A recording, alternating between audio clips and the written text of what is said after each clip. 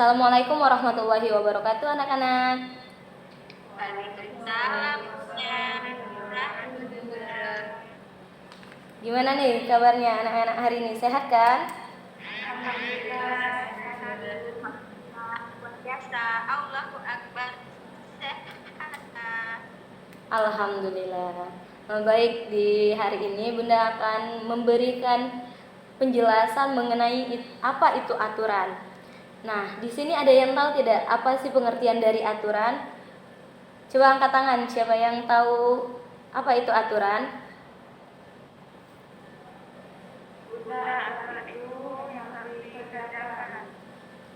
Nah, benar. Jadi aturan adalah hasil dari perbuatan mengatur ataupun tindakan yang harus kita jalankan. Jadi aturan itu adalah sesuatu hal yang telah diatur yang dapat kita ikuti. Nah, aturan bisa berupa aturan tertulis maupun tidak tertulis. Aturan ini juga bisa kita temui di kehidupan sehari-hari. Misalkan ada aturan di sekolah, ada aturan di masyarakat, ada aturan di rumah, ada aturan di tempat kita bekerja dan lain sebagainya. Selain aturan-aturan yang ada di sekolah, di rumah, di tempat kita bekerja, di dalam beribadah, di dalam sholat juga kita memiliki aturan. Nah, misalkan dalam mengerjakan sholat, aturan yang harus kita taati adalah mereka yang muslim yang boleh melakukan sholat. Jadi mereka yang melakukan sholat adalah mereka yang memiliki agama Islam atau mereka yang muslim dan muslimah. Mereka yang beragama Kristen ataupun Katolik itu mereka tidak mengenal apa itu sholat. Selanjutnya yaitu kita harus sebelum kita sholat kita harus mengenakan pakaian yang tidak boleh ketat, tidak boleh terawang, pakaian yang anggun dan sopan. Selanjutnya sebelum kita sholat juga kita harus berwudu. Jadi wudu itu artinya membersihkan diri dari hadas. Jadi sebelum kita menghadap Allah, berdoa kepada Allah dan mengerjakan ibadah sholat, kita harus berwudu terlebih dahulu. Nah, adapun selanjutnya Bunda akan menjelaskan apa sih rukun-rukun yang ada di dalam sholat. Yang pertama, berdiri bagi yang mampu.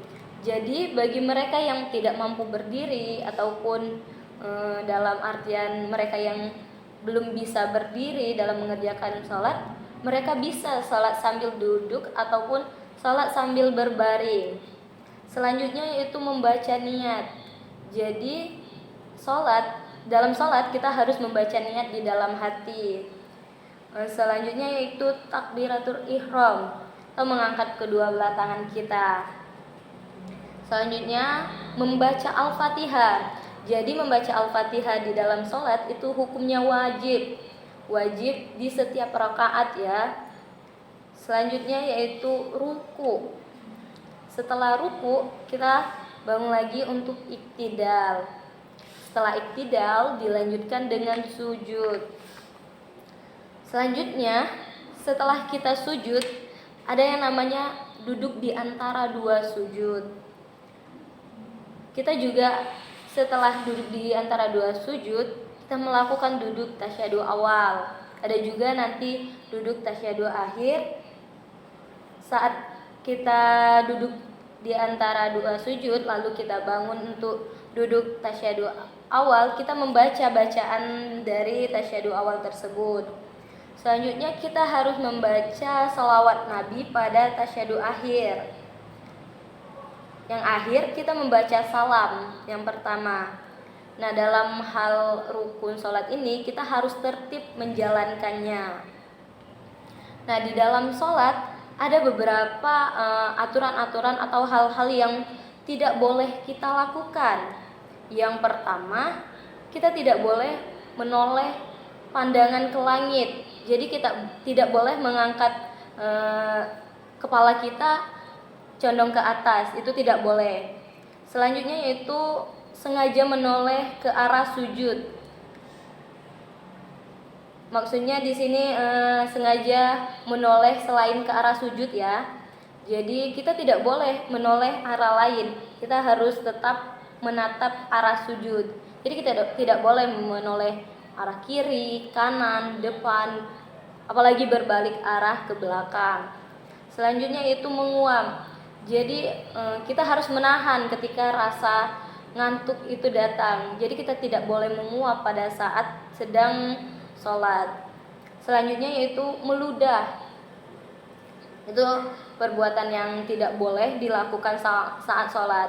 Jadi kita tidak boleh meludah ke arah kiblat ataupun ke arah kanan. Selanjutnya yaitu membentangkan tangan seperti seperti anjing pada saat sujud. Jadi kita tidak boleh terlalu lebar membentangkan tangan kita pada saat sujud, karena itu dapat menyalahi aturan yang ada di dalam sholat. Jadi tangan kita harus sesuai pada aturan-aturan yang ada. Jangan terlalu lebar membentangkannya seperti hewan anjing tersebut. Selanjutnya saat kita melakukan salat berjamaah, kita tidak boleh mendahului imam. Jadi imam dulu yang melakukan gerakan tersebut baru diikuti oleh kita. Jangan sampai pada saat kita salat berjamaah kita mendahului gerakan imam. Paham?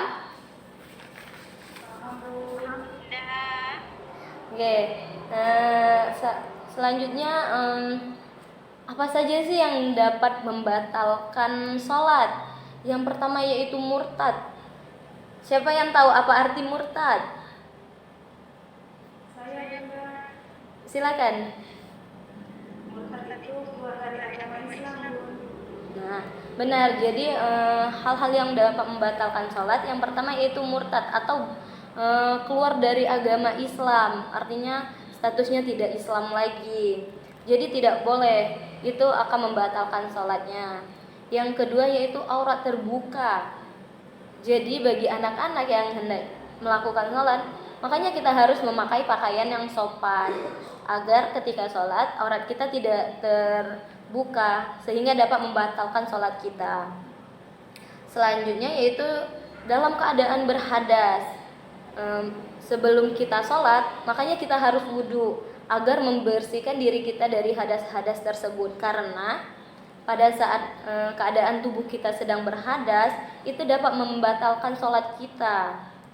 Selanjutnya yaitu terkena najis. Ini tidak boleh juga. Selain hadas, kita juga harus bersih dari yang namanya najis. Hal-hal yang dapat membatalkan sholat lainnya yaitu berbicara dengan sengaja. Jadi tidak boleh tuh anak-anak bunda berbicara dengan temannya, apalagi pada saat sholat tarawih. Kebanyakan itu teman-teman saling bicara di belakang, orang-orang tua sedang sholat, anak-anak berbicara di belakang, itu tidak boleh karena itu dapat membatalkan sholat. Yang selanjutnya yaitu niat sholat berubah. Jadi kita tidak boleh mengubah niat daripada sholat itu. Kita harus membaca niat sesuai dengan apa yang telah diajarkan. Selanjutnya yaitu meninggalkan rukun sholat. Kita tidak boleh meninggalkan apapun yang telah diajarkan. Jadi kita harus melakukan sholat itu sesuai dengan ketentuan yang ada. Kita tidak boleh mengubah gerakan-gerakan sholat tersebut. Juga hal yang dapat membatalkan sholat yaitu membelakangi kiblat. Jadi kita harus menghadap kiblat ketika sholat. Coba jawab, siapa yang bisa jawab? Di mana sih arah kiblat kita? Mekah, Bunda, di Mekah. Nah, Ka'bah. benar. Jadi arah kiblat kita yaitu menghadap Ka'bah atau menghadap Mekah. Hal yang dapat menyebabkan batalnya sholat seseorang juga karena dia terlalu banyak tertawa dan terlalu banyak bergerak. Jadi kalian tidak boleh bermain-main saat sedang sholat dengan teman kalian karena itu dapat membatalkan sholat kalian. Selanjutnya yaitu Bunda beri kesempatan kepada kalian yang ingin bertanya kepada Bunda tentang apa yang telah Bunda jelaskan. Silahkan. Saya tanya, Bunda.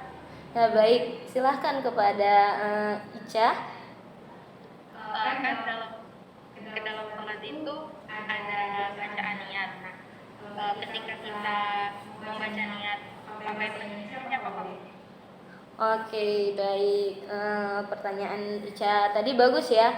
Bagaimana sih kalau kita belum hafal niat dalam bahasa Arab? Bagaimana ketika kita belum hafal itu dan kita membaca niat dengan menggunakan bahasa Indonesia? Nah, itu boleh dilakukan. Apalagi kan anak-anak ini masih tahap belajar. Jadi masih boleh menggunakan bahasa Indonesia. Namun kita harus tetap belajar menggunakan bahasa Arab. Sedikit demi sedikit kita belajar menggunakan bahasa Arab agar nantinya kita terbiasa menggunakan bahasa Arab. Seperti itu, paham ya? Ya, terima kasih Bunda, saya sudah paham. Oke, siapa lagi yang ingin bertanya? Bunda ingin bertanya, Ya, silakan. kalau misalkan kan kita lagi sholat ya Bunda ya. Nah, terus kita tuh merasa di bagian telinga ataupun di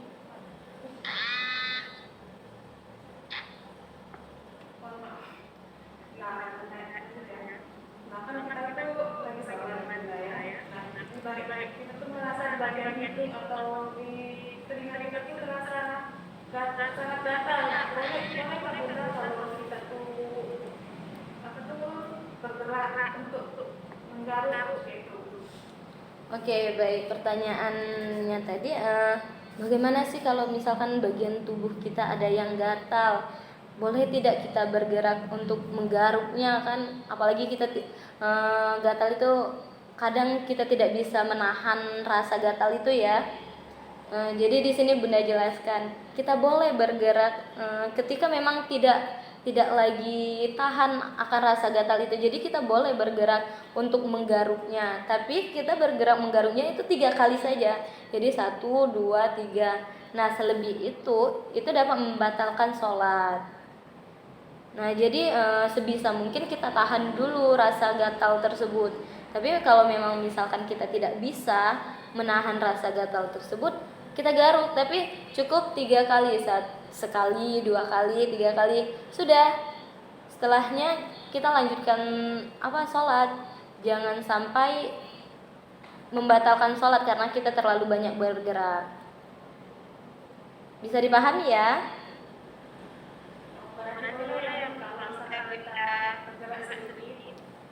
Ya, boleh, asalkan dia tidak melebihi gerakannya. Jangan sengaja mentang-mentang gatal, itu sengaja bergaruk, lama digaruk itu dengan sengaja juga dapat membatalkan sholat. Jadi secukupnya, cukup 3 kali saja menggarukkan tempat yang gatal tersebut.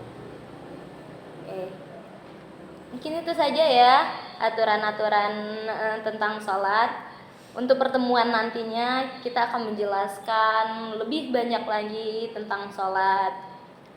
Mungkin itu yang bisa Bunda sampaikan pada pertemuan kali ini. Nanti kita akan lanjut lagi diskusi untuk pertemuan selanjutnya. Bunda pamit. Wassalamualaikum warahmatullahi wabarakatuh. Waalaikumsalam warahmatullahi wabarakatuh. Bunda. Dadah, Bunda. Dadah. Dadah, Bunda.